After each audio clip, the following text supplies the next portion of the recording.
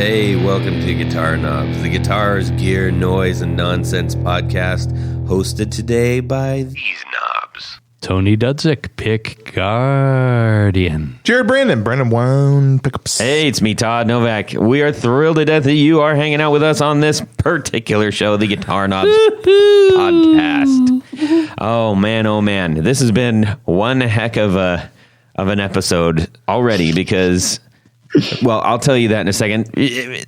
Tony, what do we do on the show? Do we like to talk to people We do. about gear? Yes. And about makers of gear? Makers of gear, guitar gear. Guitar gear and Amp gear. amps and pedals and Accessories. and Humans that are contributing to the guitar world. Wow, I didn't realize we did all that. I categorize that as a new category. That's a new category. We have a new drop down. Previously untouched. Yes. Well, I don't know if they are, but this one is. So anyways, hey, everyone. We'd like to welcome a very special somebody to the show. Alec Breslow, Mask Audio Electronics. Yay. All right. Alec, my man. We are thrilled to have you on the show again. So let me explain this real quick. We recorded, so some of you probably saw that we had posted that up on the highlight on Instagram, and he did. You posted one up as well, and then we were reposting those, and so everybody was like, "Oh, cool, he's on the show." Well, when I went to go edit it, I'm just going to say this is Use Your Air. First time in 145 episodes, we just basically got static. So I don't know what the cause of it is. I'm going to blame it on me. Well, we're just going to say you won't be here next week. Yeah, you're going to replace me because I Get your certainly don't stapler think. and take it out of here. Yeah, I don't think it's the sweet machine here, which is made by Rode microphones. Thank you, Rode, for providing the Rode Procaster mics and Articulating the words. Rodecaster Pro. Maybe they should rename it as the Toddcaster. Oh, I like that. And the Rodecaster Pro unit that is our mothership thing that is doing it. It's all great and it's all good and it's going to be a happy fun time. So, ladies and gentlemen, I wanted to mention why this was screwy coming into today. So the fobs to get into our studio on our keychains This has been, didn't work. It's not even Friday the 13th. The street outside is being repaved, so there was no parking. No parking. You had to park in a weird spot. So we had to go in through a side, like a back door through a restaurant Through to a get bar. into the building, through a bar, and then Up a somehow, set Isn't everything in Columbus through a bar? but yeah, pretty much. Pretty That much. is true. That is true. All business is done through a bar. Anyways, all right. Let's find out. We already kind of went through a few little episodes. Figure out what's happening in our music worlds this week, ladies and gentlemen, or just at least less gentlemen. Tony. This week, I had the pleasure of seeing one of my all-time idols and one of my favorite bands, and they happen to be playing together. Amazing. One of my all-time idols would be Nick Lowe, Oh, and he was backed by Los Straitjackets. whoa. And it was I'm gonna say that this show was on one of my top 10 of all time. Ooh. It was it was just an incredible show. The two styles, obviously those Straitjackets are primarily kind of a surf instrumental band They were with Mexican wrestling masks. Yes. But that's Right. their shtick, man. What Yeah. venue did they play at? They played at Rife Center. Okay. They have a theater at Rife Center that Right on. it's pretty small. I think it's like 1,000 seats or something. But It's a lot of people, man. they were I guess. But anyhow, it was just an incredible show. The sound was spectacular. It was actually a quiet show. I expected, because every time I've seen Los Straitjackets before, it's pretty ruckus. Mm-hmm. And it was very. There were points where you could hear a pin drop, and it was really, really good. Dropping. Pins are dropping. I can't name a single Nick Lowe song Cruel to Be Kind. except for "Cruel to Be Kind."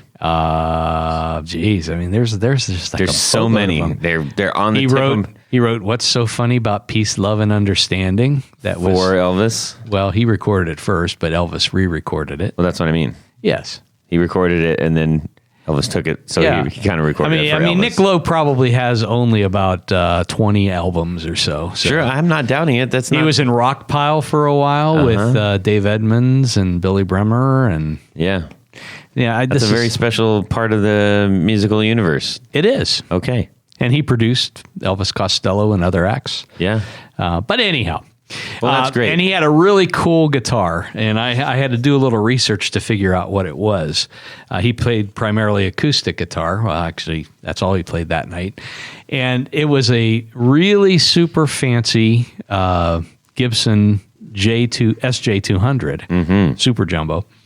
And this one in particular was odd, and it had extra binding on it. It had, the old script style Gibson, like from the 40s. And it turns out it is a Gibson SJ200 Western Classic. And it's basically a take off of the Ray Whitley. SJ. Ray. You remember Ray, like it was just yesterday. But anyhow, it's a really cool guitar. Look it up online. I've got some pictures of it from the show and some other things. But it's just a really cool looking guitar. I love SJ200s, but this one is just, and it's got an old style, like almost like a bound pickguard on it, not the usual flowers and dots and cactuses and stuff. Interesting. Very cool. All right. Sound was great. Excellent. I enjoyed myself. Let's talk to Alec. Alec, what did you do? What's going on in your musical world this week? Not much, actually. So the full-time student thing has really started taking up a lot more of my time. Pretty much I'm going to school 4 days a week for, 3 to 12 hours a day, depending upon the day. But today I got something, actually right before we recorded this podcast, something very cool and a little bit sentimental to me. I got Corey Bardos's Midnight Amplification Pale Horse. Corey Bardos is the guy who runs the FYEP blog. I cannot say its full name on air, or else Todd will have to hit the bleep button. Okay. I think we can probably get the idea. So yeah, it's kind of a clone, an Australian-made clone of the what is the brand? Death by Audio reverberation machine. Okay. Oh. Except it's got this beautiful black sparkle background. It's got Corey. He made it specific for Corey, so it has this very specific red typeface on it. It's really cool. He sent it over to me to be fixed because I think the guy who built it used solid core wiring. So I think a lot of the wiring in between being shipped from Australia to the United States probably got shot. Whoa. But yeah, so anyway, it's sentimental to me because Corey is the one that actually introduced me to the work of John Snyder, who ended up being very important to me. So things came full circle to me today. Wow. That's awesome. Also, drink. Yes, it drank twice. Did it come with a bloomin' onion? It did not. It just came from Kalamazoo. So. Oh. What you doing there, Todd? There's a lot of good breweries there in Kalamazoo, actually. Yeah. Bells. Is it? Bells. Is there? Bells is the big Bells. one. Okay. Yeah, I've never made it over that way. Literally 2 blocks away from the old Gibson factory. Yeah. They're very cool. Tony, ask Jared what he was doing. Hey, Jared, what you doing this week, man? So I've been plugging a lot of guitars in a lot of my amps in to try to figure out what amp I use the most and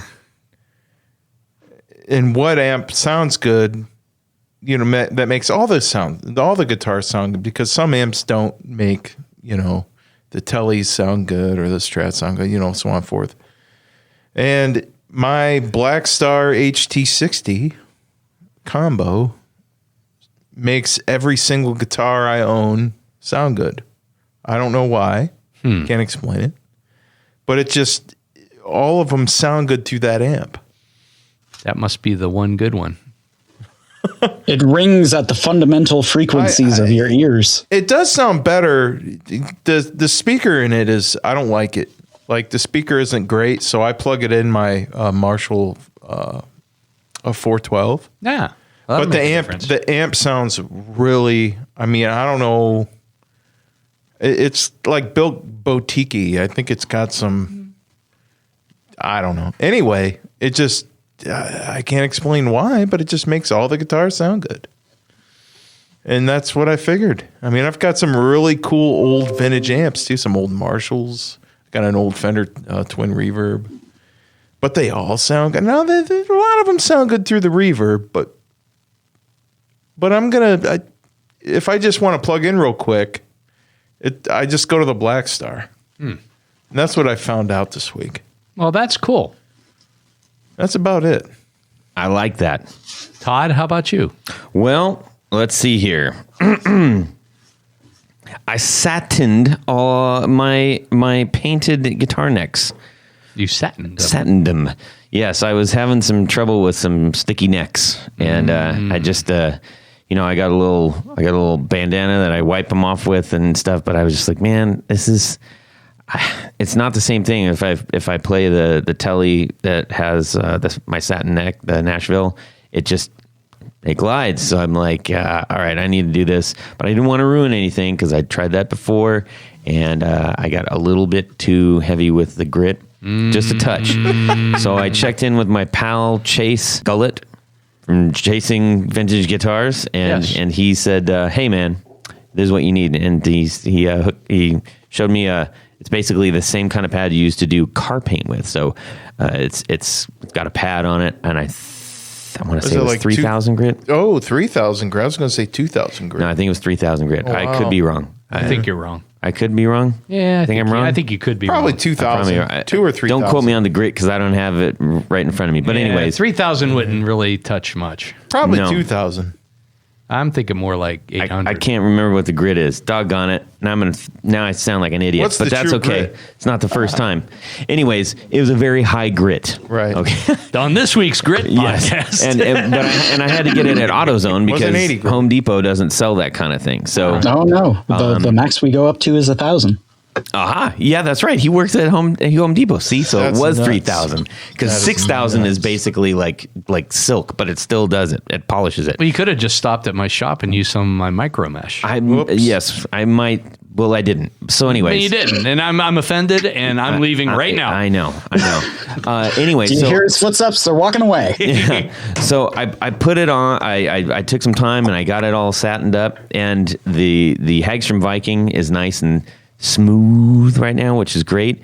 But here's the weird thing: the Les Paul neck has this one spot, and it's just one single spot. And after playing, it's like this one tiny spot just gets gummy still. And I don't know why. I don't know how to fix that. I'm considering taking it down to wood. I'm just considering. I'm looking at my kids' violins. I'm like, those are wood. I've had other guitars where it's just the wood that is like, with the Maybe there's a knot the in that oiled spot. wood or whatever. Yeah, there's probably a knot I don't know right how, there. but it might be it's not a lacquer defect, right? It wouldn't be that. Could be. Well, It's nitro, so I don't know. Well, it's not like you paint it on; it's sprayed on. Yeah, I don't know what it is. there's kinda something driving me about nuts. Gibson newer Gibson lacquer. This is 2000. that stays. Oh, that's newer. Yeah, It stays sticky, that's what it feels like. It feels Yeah. like it's like it's Plasticizer? sticky, or not enough. or just take it plasticizer. down to the. But if you took it down to the wood, or you could even shoot a semi-gloss lacquer on the back of it, and it would eat into it. Yeah. Well, anyways, I don't know. I don't know what I'm gonna do. Maybe I'll just live with it. But that's what I did. How about a glove with no fingers? Hey, Paint I could do over it that. and then satin the paint. Yeah, I don't know. I don't know what I'm going to do. More to come on that. So, hey, I wanted to share something real quick. We got a note from our pal Dougie37. I believe it's Doug E37 on Instagram, and I wanted to share that. Sure, it's not Dooge. Well, that's what it looks like. Dooge 37. I'm pretty sure it's Well, read Dougie. it, Dooge. I'm going to read it. Hey, Todd, Jared, and Tony. First off, thanks doing what you do. Thanks for doing what you do. The cast inspires me week after week to keep up my mediocre guitar playing and crappy little effects pedal builds. Don't worry, the podcast is not the cause of the mediocre or crappy. That's just me. I'm a home player who's back after a very lengthy hiatus, 30 plus years. We hear the story time and time again. And of course, I'm having the time of my life playing again. Even though I'm only a home player, it is very important to me to make the sounds that I like to make. So here's my 4 on the floor. And he shared his 4 on the floor. That's so, nice. So it's the Catalan bred Naga Viper treble booster. We just had that as a 4 on the floor recently. I think I remember that. Yes, sir. He says, this thing is magic in a box. Put it in front of other drives and let the fun begin. Number 2, it's a friend of ours, Lollygagger FX Canaglia. My boy Sean. Yep. We loved that pedal, didn't we? By itself, this thing is a beast, as you well know, but pair it with the Naga and it sings. Oh, and Sean is the absolute best. Shout out to Sean Wright. I love him. He Number 3. lives. Sean Wright actually lives a few hours north of me in the Thumb. Oh, the thumb of Michigan. Yes. I see. Number 3, Catalan bred, dirty little secret. Plexi in a box and then some. Love the versatility. Number 4, Thorpe effects, Fallout Cloud. The fuzz to beat all fuzzes. Yeah. I'd say the gauntlet was thrown down. It might be. There's a lot of fuzzes out there that might have something to say about that. Anyways, so hey, thanks so much for sharing that, man. That meant a lot to us. Thanks, dude. We love hearing stories like that, especially when it's, not everybody's out there gigging. Not everybody wants to do that. And it's not about how active you are or like how many guitars you have or anything like that. If you like it is what about you're how many guitars you have. Pretty much. Really? Yeah. It at the end of the day, it is, if you are enjoy doing what you're doing and you like talking about it and stuff, then you're a friend of ours and we appreciate you. So And I think it's important. Like this gentleman was, he hadn't played for 30 years. 30 years. And what I find is, even though I don't play out much anymore, not much at all, maybe a couple times a year, I still enjoy the challenge of learning songs, and it keeps your brain functioning like it's supposed to, I think. Right. I'll take that and the Centrum. Yeah, I'll take 15, 20-minute breaks and put on a record, like literally a vinyl record, and rock along with that, just to keep moving so I don't freeze up. Yeah. But I think, a good example would be Glenn Campbell. I don't know if you've seen the I can play I'll Be Me, or That's a fantastic. it's a great documentary. Yeah, it's so good. And they said that he's lost his ability to move, to speak, but the last thing to go was his ability to play guitar. Yeah. And it was so deeply ingrained in his brain that he was able to do that probably up to almost the very end. Incredible. So I mean, stuff. he keep would on playing. He would start playing the same song he'd just finished because he'd forgotten that he just played that song. It was sad. Yeah. Yeah, I think it was oh shoot, I can't remember. I just blanked out on the name. The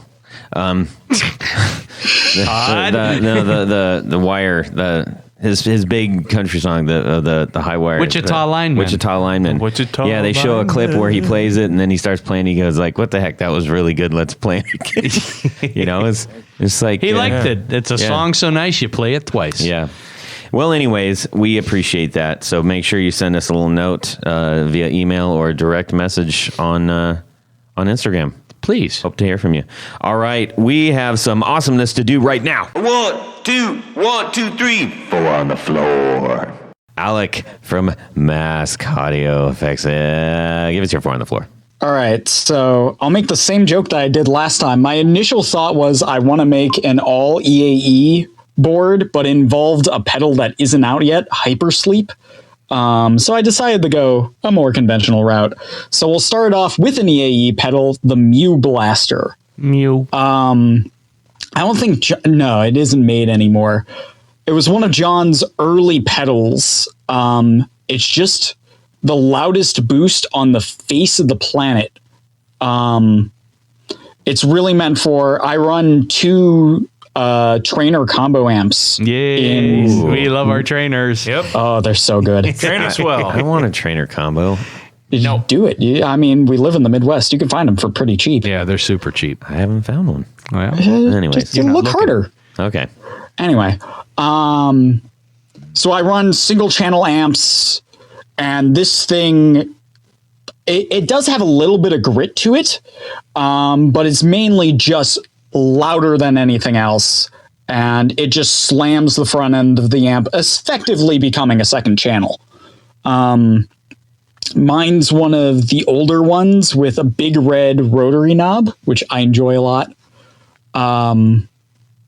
What else can I say about it? Yeah, it just has massive amounts of headroom. So it's using a UAmp setup and an internal charge pump running, I believe, converting 9 volts to 27 volts. I love it. Yeah, it's real fun. So you can hit it with a really loud signal. It won't distort, but they have a warning label on it that says this might damage subsequent gear. It's really good. Nice.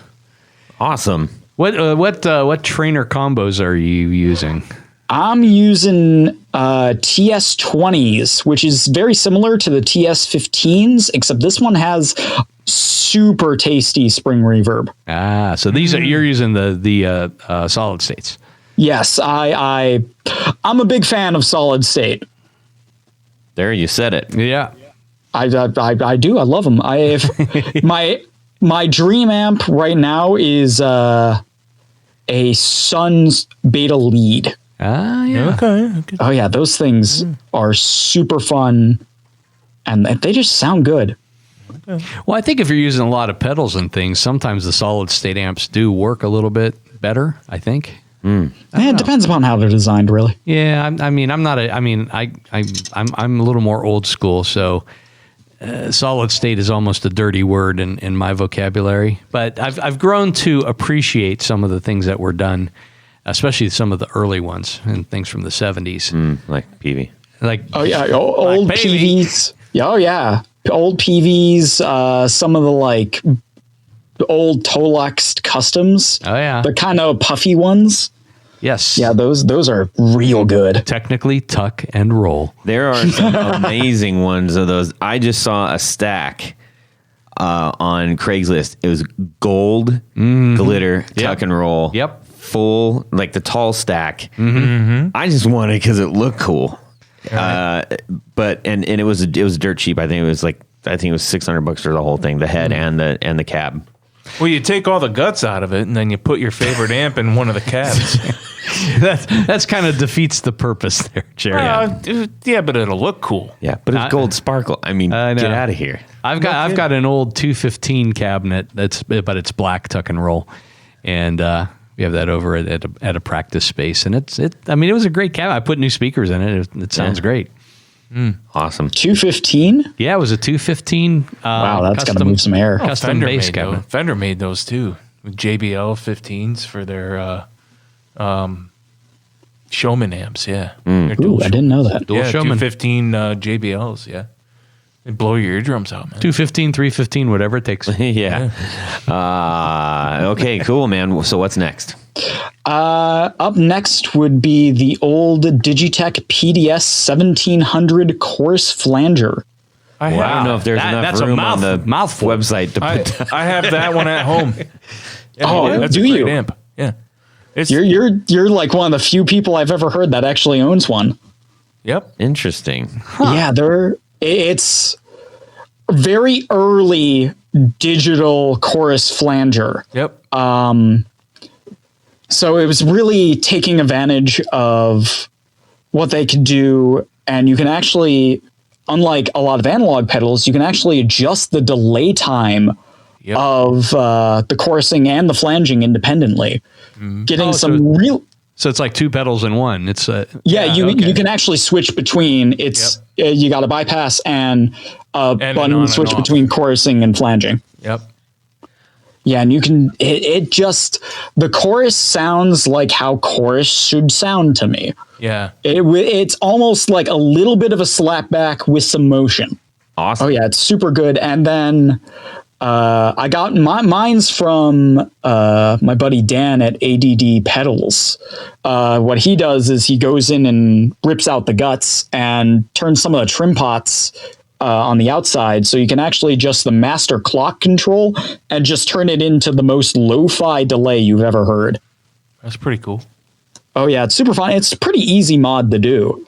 I never heard of anyone doing it until I saw Dan do it. Can you do them? I could, but I would rather give money to Dan. There you go. All right. So if anybody wants that mod, call Dan. Call Dan at ADD Pedals on Instagram. Yeah. At where? ADP? ADD Pedals. All right. I have that too. I really do. Yes, you do have ADD. All right. Number 3.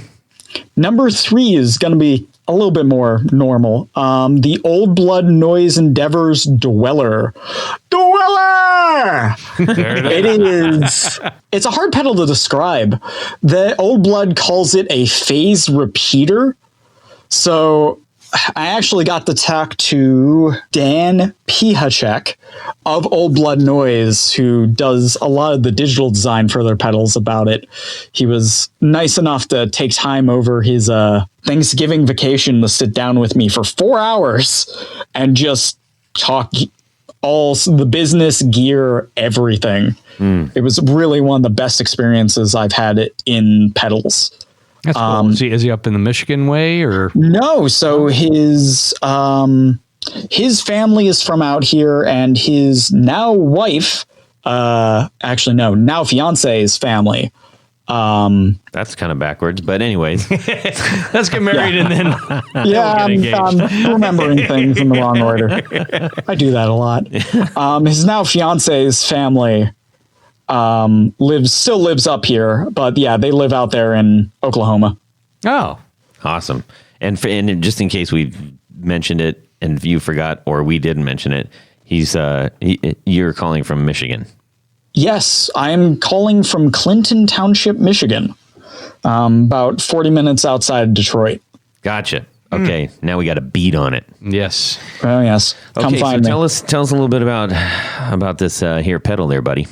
Dweller is phase repeater. So it's taking a normal phaser like MXR, phase 90, a biphase, and in between every stage of the phaser, so something like the phase 45, which is a 2-stage, the phase 90, which is 4-stage, it's putting a delay in there. And you have a knob that actually controls how much delay is between each stage. So not only do you have the phasing going on, but you have this slowly or quickly moving delay. And it creates an otherworldly sound. I've been really setting it. It has a sample and hold waveform in it. I just set the delay time to max and the sample and hold rate to max. And it just sounds like this ever shifting reverb. It sounds almost like if you took an 80s rack reverb and it ran out of RAM and it's just glitching out behind your play. There are exactly 3 playing. people on the planet that know what that sounds like. Oh, it sounds good. I don't know. I have never glitched out a 80s rack reverb, but now that's a goal. Put that on your bucket list. Yeah, or make a pedal that sounds only like that. That sounds like a Maris pedal. I bet Maris is already working on that. That's pretty fair. Or convert all your pedals to rack mount. Oh, yeah. Ooh. Okay, how about number 4? Number 4 is going to be the Katrina Engineering Cahuela. It's made by my buddy Dan Rodriguez. He actually has a very nice job working for Sirius XM. Just moved out to LA for it, actually. Oh, wow. Yeah, he's heading up their new LA studio. It's really cool. Cahuela is, on the surface, it is a tape machine fuzz that Dan tracked down the same quad op amp that is in the Tascam Porta Studio and replicated the front end input. So it distorts the same way that if you just plug directly into Porta Studio and recorded to tape, that's how it would sound. Oh.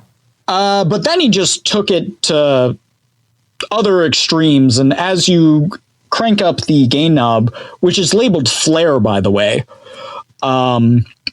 it just sounds like your amp is exploding as it enters the atmosphere of the sun.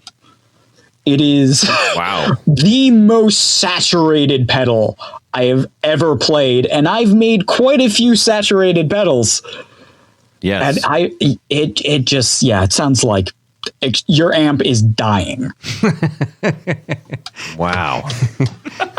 Well, with that, I mean, everybody go out and check that pedal out.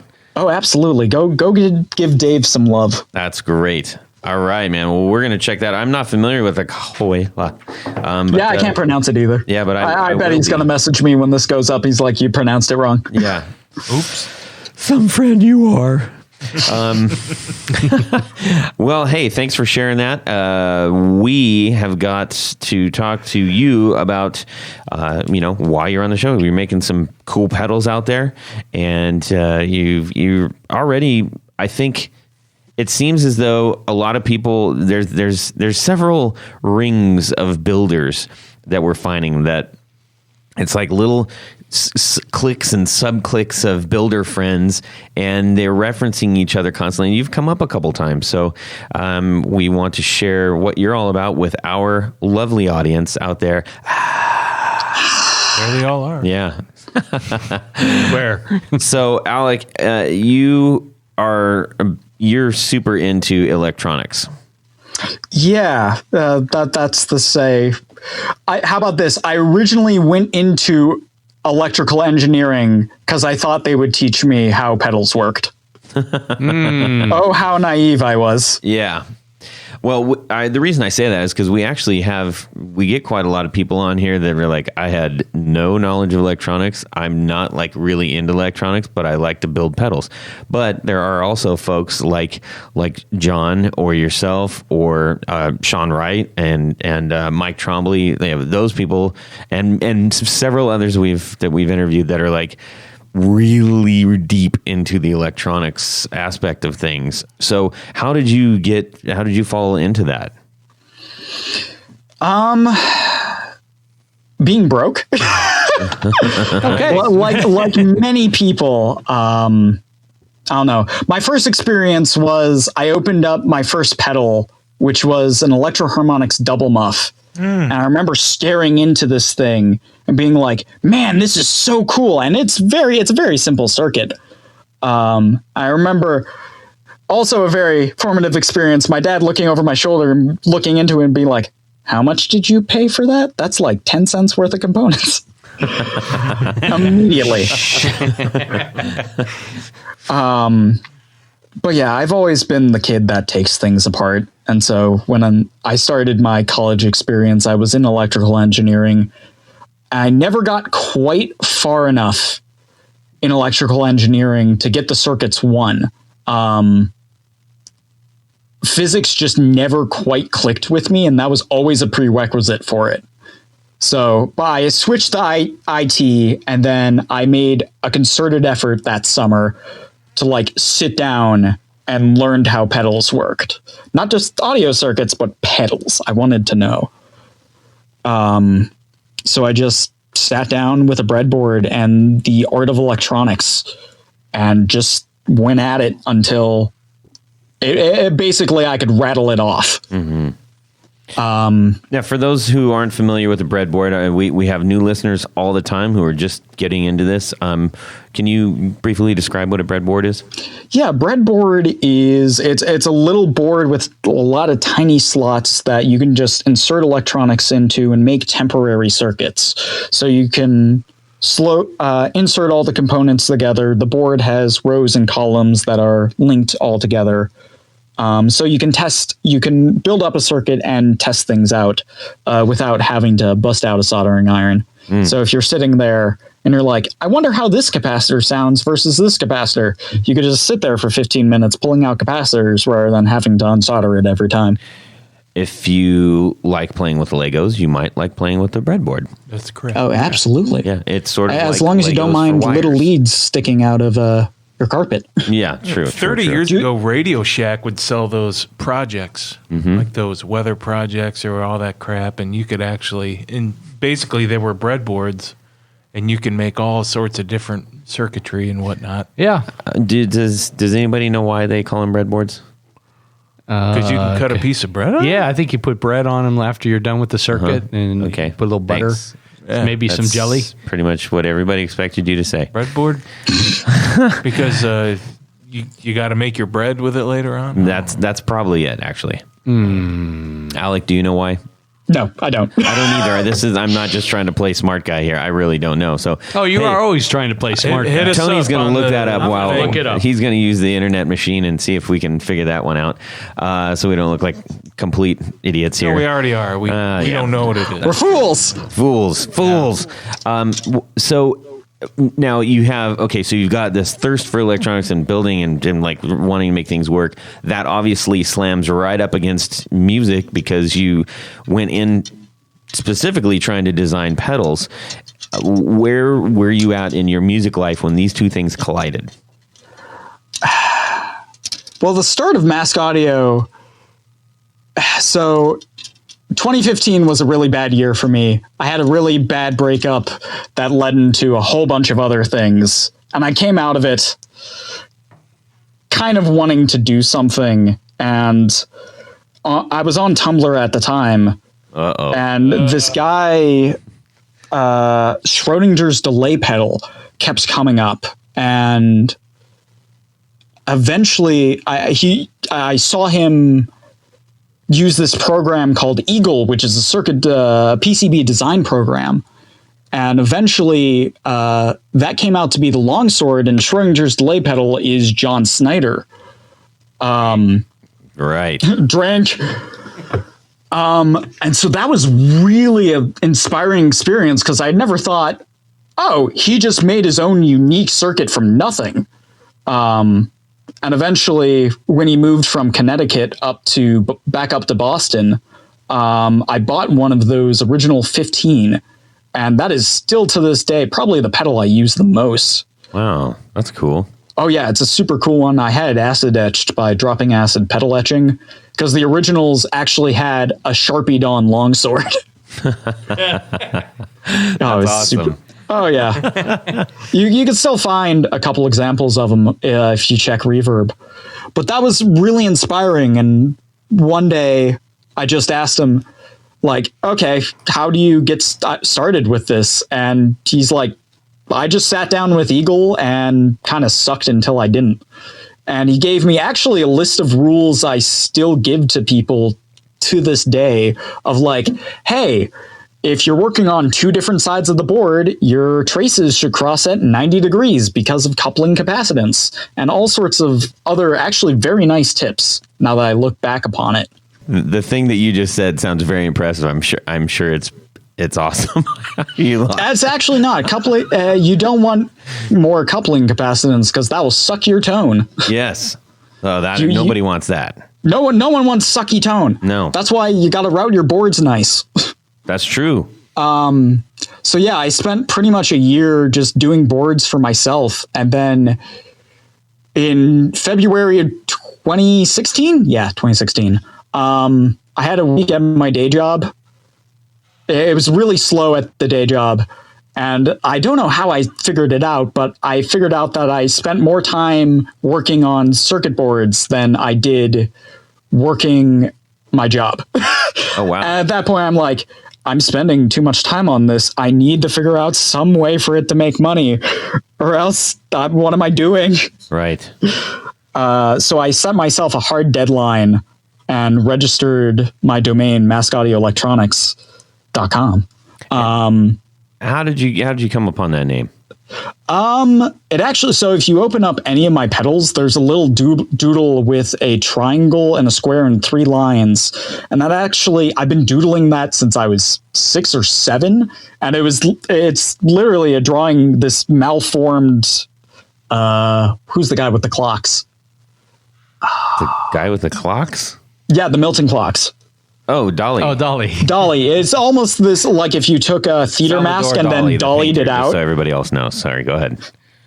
It's almost if you took like a theater mask and like dollied it out and melted it. I drew that when I was 5 and I'm still drawing it. All right. So, and so one day, and Mask Audio Electronics, I originally wanted to do Mask Audio Devices because then the acronym would be MAD. Ooh, and clever. I'm like, nah, Earthquaker's got the devices thing on lock. Right. But, you know, one of these days I will make something other than a pedal. I'd like to make an amp. Hey, now you're talking. That'd be cool. Why not We should do that? Make a pickup. No, that's not the same thing at No, all. it's a little more challenging, but I think you could do it. I could do it. But solid state amps, especially like the TS20 that I have, I could make that. It's laid out very much like a pedal. So I can, other than the higher voltages, I can wrap my head around that. Yeah. Make your own version of that, but a better one. Get the biggest spring reverb tank I can get. Exactly. Yeah. Yes. Now you're talking. Well, that's awesome. So you got to making some pedals here, and so I think if hopefully everybody knows the drill. If you're listening to this and you have 2 thumbs available, you can check out what's on Instagram. Where can they find you on Instagram, by the way, right now? At Mask Audio Electronics, one of the longest names in pedals. Wow. Mask Audio Electronics. Whole Go thing. there and check out the stuff that he's got up there. And then you can go be like, oh, I know exactly what they're talking about. I did that. And that's one of the reasons I reached out to you early on when I saw the Black Math. And one of the things when I first saw it, I was like, what? That looks like a Black Flag album. That's cool. And it's not that at all, which I found out because I gave you a call. And I said, hey, I'd love to have you on the show. And you said, not yet. And I was like, well, I haven't heard that one yet before. And I thought that was actually pretty wise of you because you had that pedal, but you wanted to come on with a little bit more to offer. And I appreciate that. I think that was good foresight. And here you are now. Yeah, man, that was back in March. And yeah. So you've done a lot since then. oh yeah, I've even since the last time the episode that shall not be named came out, I've had, or at least a project I've worked on come out. I did a pedal with dropping acid pedal etching. Mm-hmm. Jack Nelson contacted me to design a pedal called RIP, which takes the LM386, which is in a whole bunch of pedals. What is that? It's a crappy little power amp IC. So the same thing that drives your speakers, but in the same format as an op amp. Okay. It's in a whole bunch of pedals like the Acapulco Gold, the Sonic Titan, the Ram the Man parts. Those aren't the big ones. The Parallel Universe. And it just has this really low end pleasing distortion about it if you run it, under its relative voltage. And he's like, literally, I got a call one morning saying, hey, I'm Jack Nelson. And how about, well, I've known him for years, especially through the I Love Fuzz community. If you think your taste in pedals is weird, I suggest going to I Love Fuzz, and you will find there's a whole community of weirdo people. And that's a website. Yeah, it's a web. ilovefuzz.com. All right. Everybody It's go on there. my it's on every single one of my circuit boards, or every single one of my production pedals, at least. Awesome. So you doing that pedal, but yeah, no, it's super fun. It's got feed. It doesn't have a gain control, which is one of the most interesting things about it. It's got a rotary knob that switches between 4 different modes, and 4 different gain responses and bass responses. And it's got a momentary feedback circuit, which also, if you set it in the right spot, also just acts as a gain boost. This is very interesting. It's super fun. I suggest you get one. When are they out? They're out now. What? They released two weeks ago. We're actually on the second batch. Holy mackerel. I must have missed my email that told me that, Alec. Well, it wasn't released by me. It's just designed and built by me. Okay. So where can people find that? You're going to want to go over to Dropping Acid Pedal Etching on Instagram. Talk to Jack. All right, we're gonna look that up real quick here. Let's go back to the very beginning. The thing that I dropped a pick underneath my leg on my seat, and it looks really weird. I'm trying to find it, so I'm sure Tony's looking at it real weird right now. So the black math. This is the thing that I think probably made everybody go, what's this? Because it's cool, big format pedal. It's rather large, not too large. It's just a little bit bigger. It is smaller than what it's based on. Okay. Not that much smaller. I think it compared to the old bended metal boxes, yes, it's like an inch less. It's definitely way less on the depth, but it's only got like an inch less. So it is technically pedal board friendly. Right. Can I say this with all due respect and admiration for the pedal?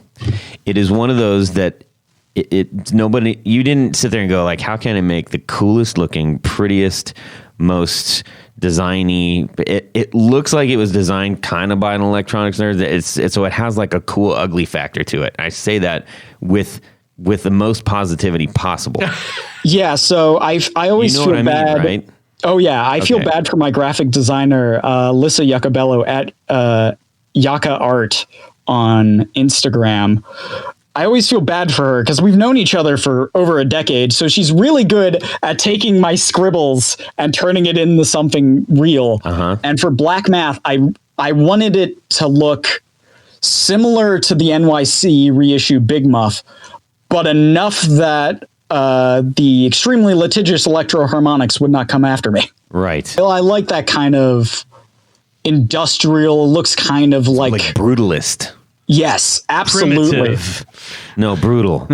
Especially, I mean, if you look at No, it's literally just no. Yes. Well, let's we'll get to that in a second. Tell us about what the Black Math does and why it's so cool.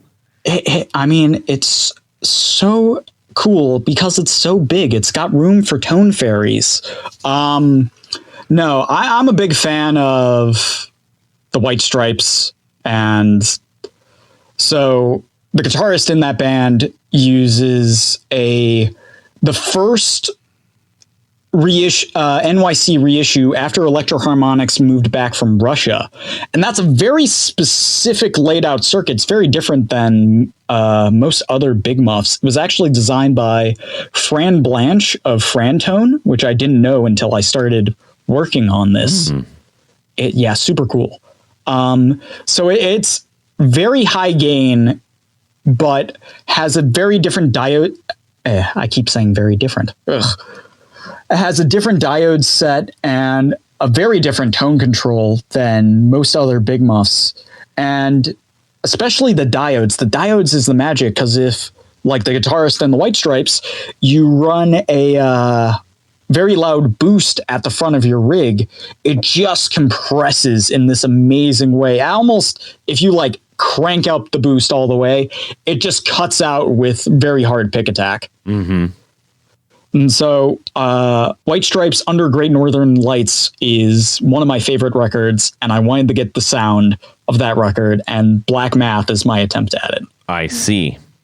Yeah, that specific sound, it's almost like backwards playing.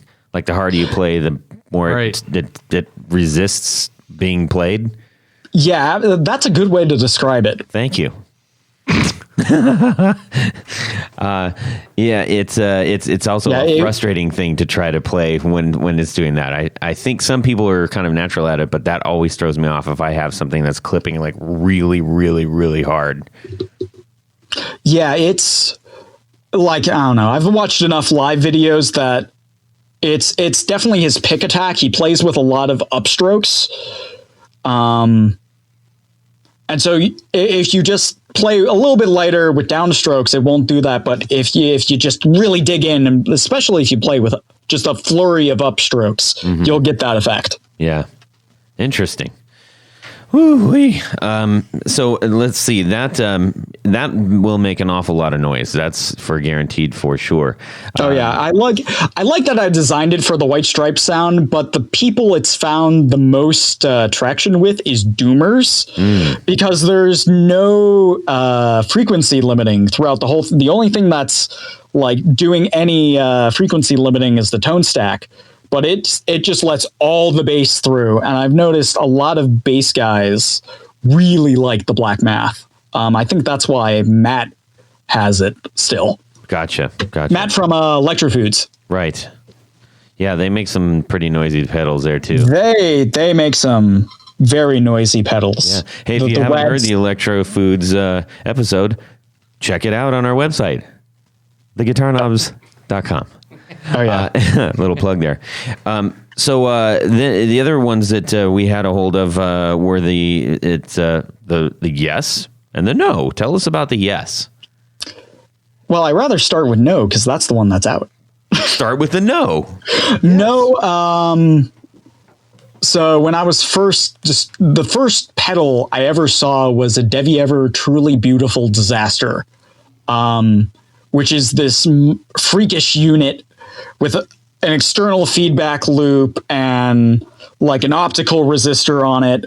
It's such a weird fuzz pedal, and that messed me up to this day.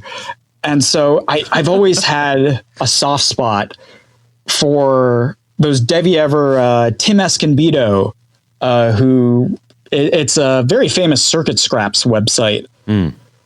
It no longer exists, but someone has an entire archive of it.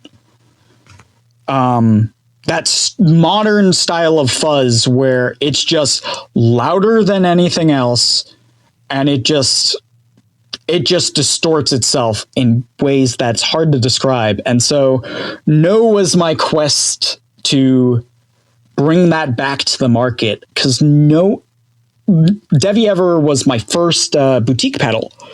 I bought my Devi Ever bit for $100 back in 2010. I look at the market now and everything's like a minimum of like $160, which is a lot for a kid. And that's almost on the low end of things, in a lot of cases. Yeah, I feel a lot like average price seems to be like $225 for a good pedal. Well, and what's nice about the Devi Ever stuff is that was easy to get into. I remember I bought a Torn's Peaker. That's such a fun like one. Torn's speaker, obviously. But it sounds like you're physically tearing a speaker if you had a mouthful of anglerfish fangs. Yes. That's very specific. If you fired a cannon of nails at your amp. Yeah. That's pretty much it. That is the sound of the Torn speaker. Yeah, the Devi Ever bit is supposed to sound like video gamey and kind of like how The Legend of Zelda sounds. No, I bought it because Robin Fink, the guitarist in Nine Inch Nails, used it. And that is, if you listen to Year Zero, that sound, that very distorted, almost sounds like it's digital. It's just so harsh and octavey. Really attracted me. I love the emphasis you're putting into things. It's great. It's funny. I find myself doing that, and people will look at me like, wow, you're really into this, aren't you? You made an Instagram post about when you were unboxing the pedals with Eldritch Blast, and the way you said intermodulation, I'm just like, I've never heard anyone say it that happy. Ask him to say solderless connection. Don't. I won't do it. Oh, I know he won't do it. Oh boy. There's an L in there. There is. Yes. Solder. Yeah. Well, hey, that leads us. Why don't you head on over to the Eldritch Blast real quick? So Okay, in the very early state, like 6 months in the starting Mask Audio, John Snyder from Electronic Audio Experiments was developing a line of do-it-yourself effects, and one of them was the Magic Missile, which had Darlington transistor pairs, which is running a transistor off of a transistor, into this PNP NPN octave pair. Okay, that's a little bit of Greek for everybody. Yeah, I just realized that. That's basically the two different polarities of transistor. It's how a transistor references ground voltage. Okay. Now, help us. I'm going to try to break this down. What effect, what sound is coming from that? So that is a way of basically squaring off your wave and making it sound like it's an octave up. Ha! Now I got it. Yeah, so if you use them in certain configurations, a PNP and an NPN transistor, you can make it sound like an Octavia. Ah, okay. So depending on which one's first or something like that? Yeah, it's a specific ordering. Wow. Okay, we got really deep there, everybody, and some serious nerdville for electronics, and we all come out unscathed, and I think we have an idea of what this does. So that was kind of fun. Because of my Devi Ever background, I offered a lot of input on it, and eventually, 6 months into Mask Audio, I hadn't released any pedals, and I asked John if I could do a run of it. And he's like, you know what, because you provided all this feedback on it, sure, but do something different for the tone control. And doing something different for the tone control was 4 or 5 prototypes. Wow. Until it was 3 prototypes before I even sent one back to John. I wanted it to be right. And so That's pretty cool. So he is it fair to say he kind of gave you did he give you a break? He gave me not only a break, but he also gave me free reign to run with it. So I made the Magic Missile portion of the circuit to kind of my slightly hotter spec. And then over the course of development, I added an EQ similar to the Boss HM2 heavy metal pedal, where it's an active booster cut EQ, but the tone knob, there's a bass knob and then a tone knob that is working on the highs and mids simultaneously. Sounds like that will prevent you from messing it up. It can prevent you from being too harsh, but one of the joys of the Boss HM2 is its mid peak is really high up in the mids. It's like, I think it's like 1.2K. So it just cuts through the mix. It's literally the cranked Boss HM2, how you're supposed to use it. Gain all the way up, bass all the way up, tone all the way up, volume all the way up. And it just sounds like a chainsaw. Wow. And so I took that similar concept and I modified the EQ points to something a bit more useful. I still kept that high mids because I love that sound. Mm-hmm.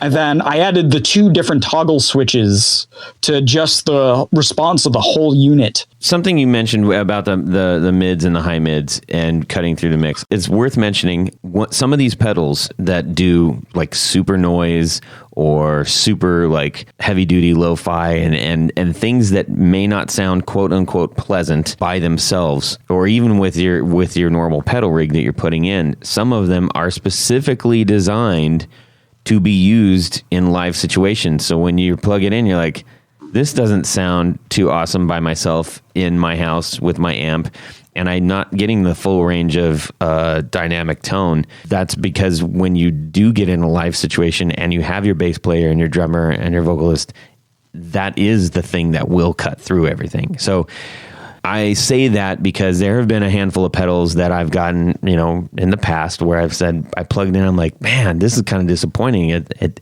just sounds weird or kind of a little bit gross. But the minute you start playing it with somebody, I was like, oh, wait, now I can totally hear it. And it sounds awesome. Oh, yeah. And that's one of the fun things about Eldritch Blast is it's got not only a gain control, but an input bass. And that really helps where you sit in a mix. Mm-hmm. Yeah. Good point. So let's see. Let's hit the yes really quick. So yes was developed alongside no. So no is very much the octave fuzz, and then I wanted something to pair it with, which would be kind of the gated fuzz. So they're pretty similar schematic wise. I made a couple parts differences because I still wanted it to be a $100 pedal, which is very hard to achieve. But yeah, yes is an extremely gated pedal, or not extreme. If you flip the toggle switch, it's not gated at all. And one of my favorite sounds with it is actually the gain all the way down without the gate, because it just opens up into like a slightly more trebly, almost fuzz face. Okay. And then, of course, without the gate, if you back it up, it'll almost sound like a mosquito is coming to sting your ears and suck out all your blood. And give you West Nile virus. Well, of course. That's still a thing. Yeah. Jeez Louise. Yeah, there's other things too. Oh man, I don't want to know. There's one on your head right now. Oh, great. Whack. So when are those coming out? So no is still out. I think yes is gonna get, because I have a project with Ian Pritchard of the demo channel Collector Emitter that we've been working on really intensely for the last, it's been a year, but it's the last 3 months have been a lot of hard work. And I think due to school, I can't release both. And that one definitely takes precedence because it's just so cool. Are you going to share that? So this Can you without killing us? Well, yes, I can. This might be the first time I'm talking about it without Ian. Exciting. So we're working on a pedal called Part Garden. PART as in Tom? Part Garden. So it's kind of a play on his band name, Bot Garden. So if you took like a handful of parts and threw it out in the yard, and then you'd grow a pedal. I just threw out the idea of what would a collector emitter pedal be, and we went back and forth on a bunch of concepts and what would be doable and what wouldn't. But we came up with cascading 2 different vintage boosts together to create a fuzz. And so pretty much all the knobs on the pedal are gain knobs. So it's got a volume knob, which is a master gain knob. It's got a gain between the 2 boosts, and then it's got a gain at the front of the circuit, and then it's got a gain between 2 of the different transistors in the fuzz. Wow.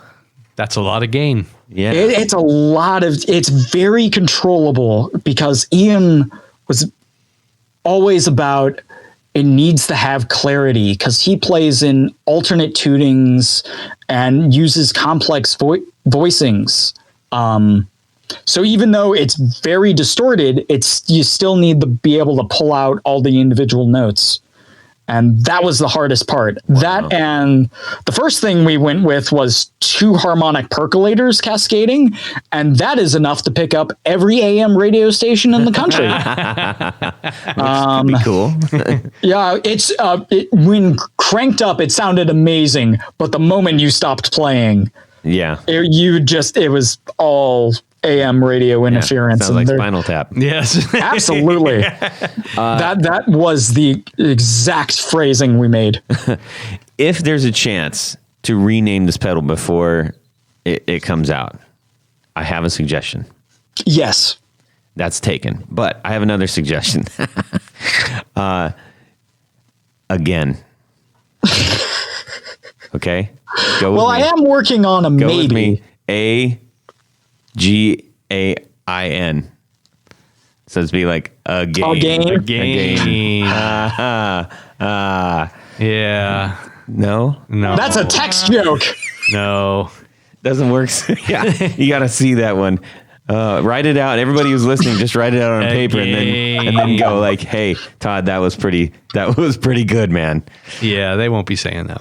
All right. So go into your site. You have a lot of. I'm assuming you got your start doing a lot of DIY things for circuit boards. Is that correct? Oh yeah, that's still most of what I offer to the world are DIY circuit boards where I've drawn up the circuit board for you, so they're very easy to assemble. You purchase all the parts. I give a drill document where, okay, this is where all your holes need to go. And you get the joy of sitting down and building your own pedal. I love doing that. Hey, with that in mind, where would you suggest people? So if I want to go and purchase one or two of your boards, okay, I don't have a giant part stock in my basement. Where is a good place to find that stuff? The first place I would go is Small Bear Electronics. They're a pretty big play. I shouldn't say pretty big. They've been going since the 90s. They're based out of Brooklyn. They have all your pedal specific needs in one place. There are other places, but they don't have as good customer service. They don't have all the parts. And Small Bear's website is very easy to navigate. If you're a little bit more inclined to menu dive, Mauser is the way to go. But they're very much geared more towards industry and buying a lot of stuff. Right. Or people that know exactly what they want. Yeah. Oh yeah. There's a learning curve to going through their website. Mm-hmm. That is 100% true. All right. Well, I think I'm going to go check out Small Bear because I'm not familiar with that. I've relied on other means to get those things, either from old kits or friends, or ordering on a few other sites that also don't have the best service. Maybe you should try making your own capacitors and resistors at home. No, I'm pretty sure you could. If Rob Chafe was here, he would be like tearing his eyes out hearing that. So what else? So we've talked about a couple of things you currently offer, and a couple on the horizon. Are there any other fun things that you're looking to do? Any other types? No, mostly, at least until I graduate and have more time. I just love fuzz too much to. Because, God, even beyond that, so I've teased it a bunch of times, but I am working on Maybe, which is a combined yes and no in one box. And so far it's been so good, but I'm just trying to tease more functionality out of it. Because if I'm just you could buy the two pedals, but I want you to have a reason to buy Maybe. So it's going to offer so much more. It's going to be a nightmare for me to drill. Right now it has four switches. And that may increase. I love the idea that you continue on with that stretch, and I would hope that one is called Sure and Probably, and maybe even All Right.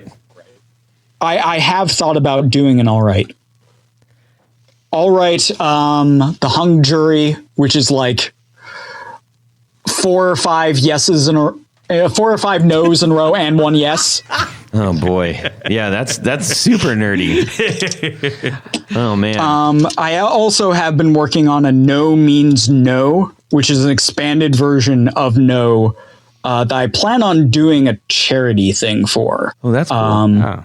That's a great idea, dude. Yeah, it's going to be No Means No, even bigger enclosure. I think I'm going to make it in like an enclosure the size of a brick just to get the point across. And it's going to be probably 3 knobs instead of 2. And it's going to be 2 foot switches, I think. Or 1 big foot switch. Oh, yes. It's going to be like the whole pedal is going to be a stomp foot switch. Wow. But yeah, I think it'll be No Means No, and I'm looking for charities for victims of sexual assault to give some proceeds away to. So if anyone in your audience works for a good nonprofit, let me know. Where can people contact me, Alec at maskaudioelectronics.com. There you go. All right. That's he's not wearing a cowbell, everybody. That he's drinking. I'm drinking a lot of water. You got to be hydrated. That he's sitting in, literally in a closet. In a closet. It's so hot. Yeah, I can imagine. All right. Well, this has been a great deal of fun. We're gonna move over to another great deal of fun by the name of Jared, and he's got a little something for us. Yes, it's called Would You Rather? Oh, that was so good. You weren't on the episode that does not exist, and your voice was so missed. I thought I did a fine job. Yeah, you did. Anyways, go ahead, Jared. Okay. He's stuck. All right. No, we're on track. No one's ever complimented him like that before. Thank you. Apparently. These guys make me feel like I'm terrible. No. No. Yes, they do. Just kidding. So this Would You Rather this week is from our buddy Yaki Fund. That's his Instagram handle. And it's a very short Would You Rather. You're not walking down the street. You're just somewhere. And you're thinking to yourself, would I rather have my dream guitar? Or would I just rather have my dream pedal board? That's it. Which one would you rather have? That Only one or the other? is a deceivingly brutal question. Tony?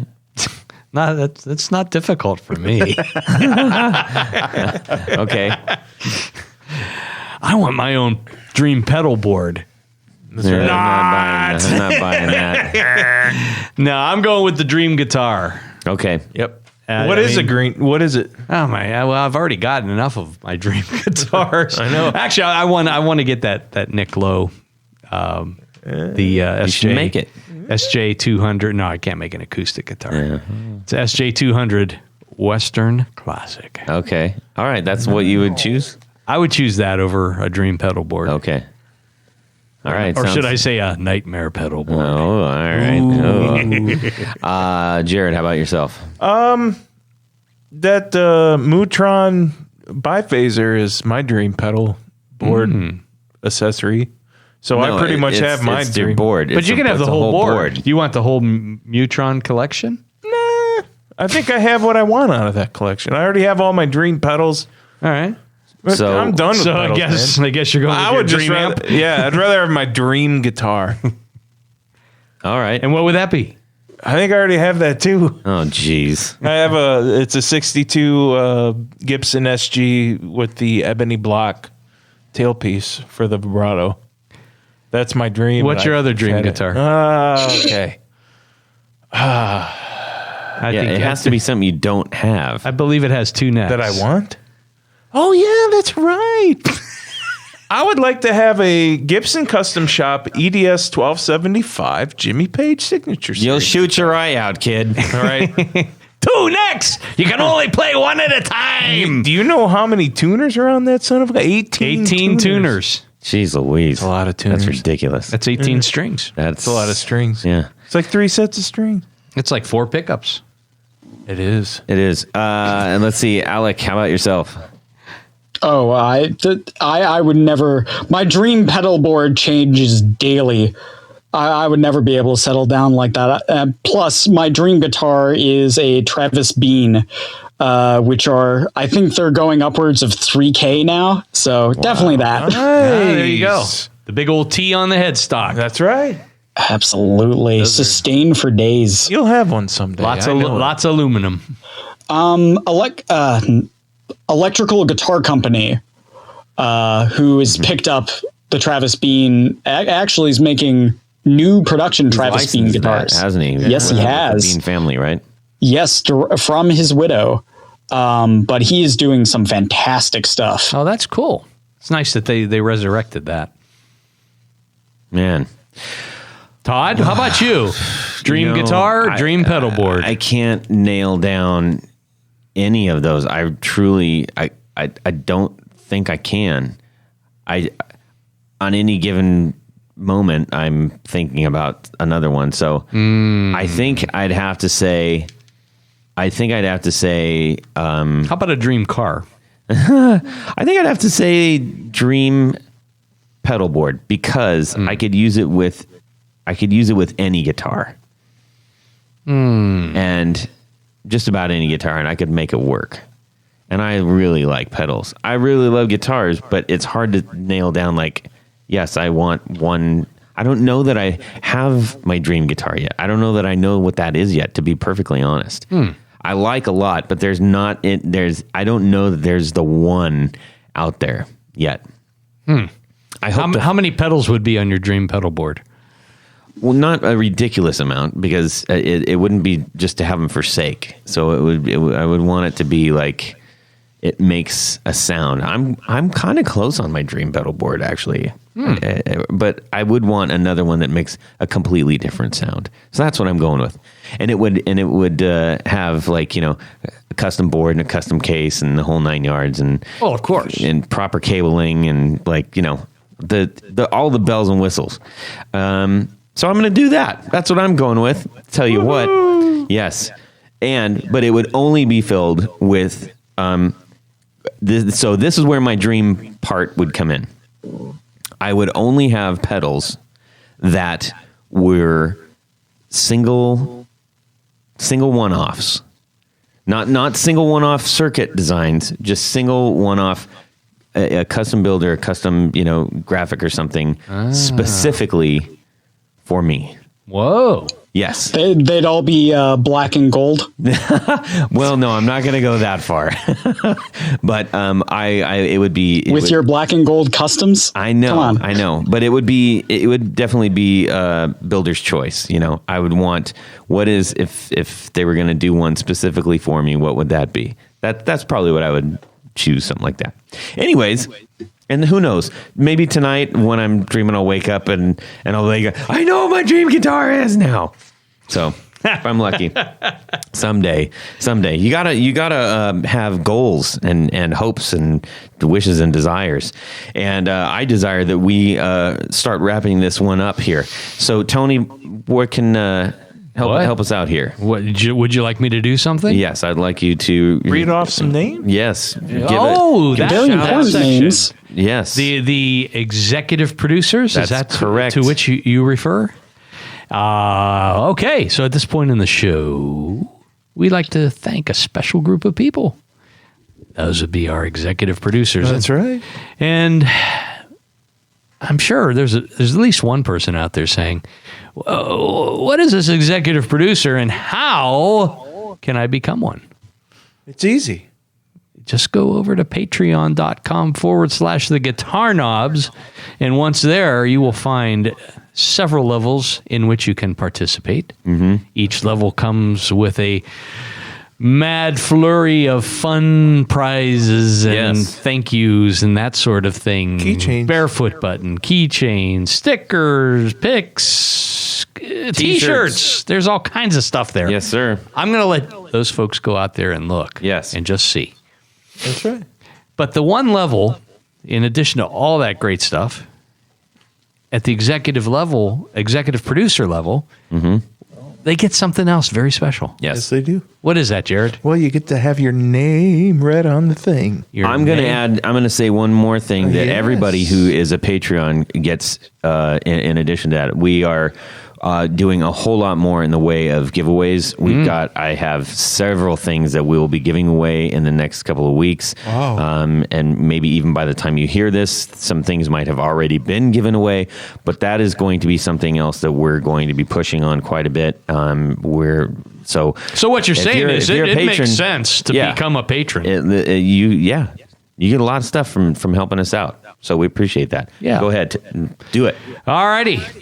How about Doug Gann, Tim Nowak, John Esterly, Chris Heidel, Tig Harmon, Tyler Bray, John Anglin, Anthony Lathrop, Johnny Knowles, Stefan Lamb, Michael McVeigh, Michael Senchuk, Brian Robison, Jonathan Jerusik, Ken Sayers, Corey Nigro, Boston. Brad Partridge, Michael Van Zant, Doug Christ, Darren Gregory, Chris Kearney, Sean S. John Daly, Martin Cliff, and Tom Barazin. All right. Thank you, Tony, for reading that off. And we truly appreciate all of you out there. Seriously, if you like what you hear, we put a whole lot of work into this. We really do. And we do it because we love it, and we hope that you're loving it too. And if you do love it, and you can share the love, we truly appreciate it. Make sure you go over to Instagram and give us a follow. Because then you can see all the cool stuff that we got going on, and we have giveaways on there too. aside from just that's how you're going to hear what's going on with the knobs and stuff. Alec, where can people find you? Where can they order your gear? Well, you can go to maskaudioelectronics.com to order your DIY circuit boards or a Black Math or a No. Or you can find me on Instagram at maskaudioelectronics.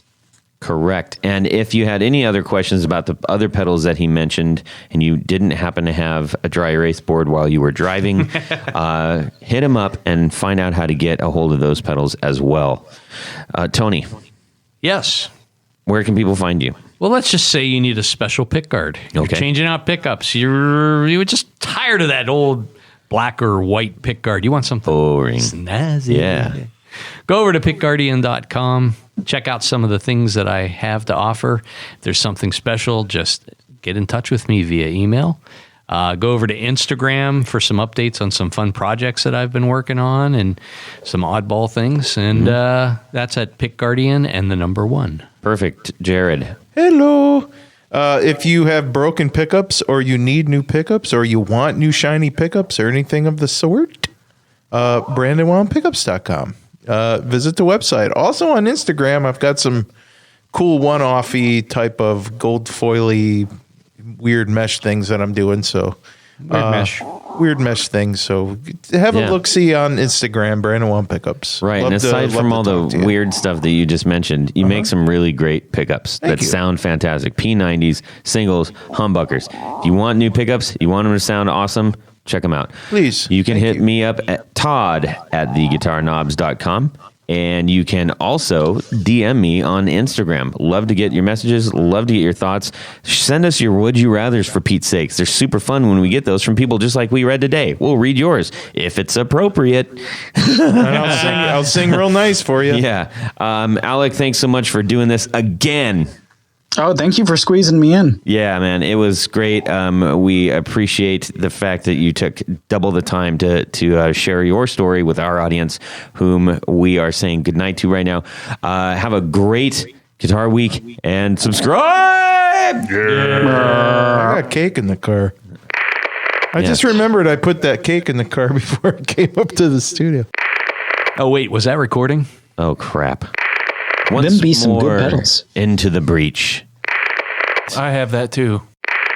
Dweller! I thought Botgarten was a German term for cantaloupe. I don't know. You got to say it way harsher, man. Botgarten! That made the end of the episode right there. Yes, there we go. Well, that's it for these knobs. Please visit our Patreon page at patreon.com/theguitarknobs. Visit our website at theguitarknobs.com for all of our past episodes, 4 on the Floor blog, and other good stuff. You can connect with us on social too at our Facebook page and share your gear and stories on our Facebook group. Also, be sure to check out our Instagram at Guitar Knobs. Catch you next time.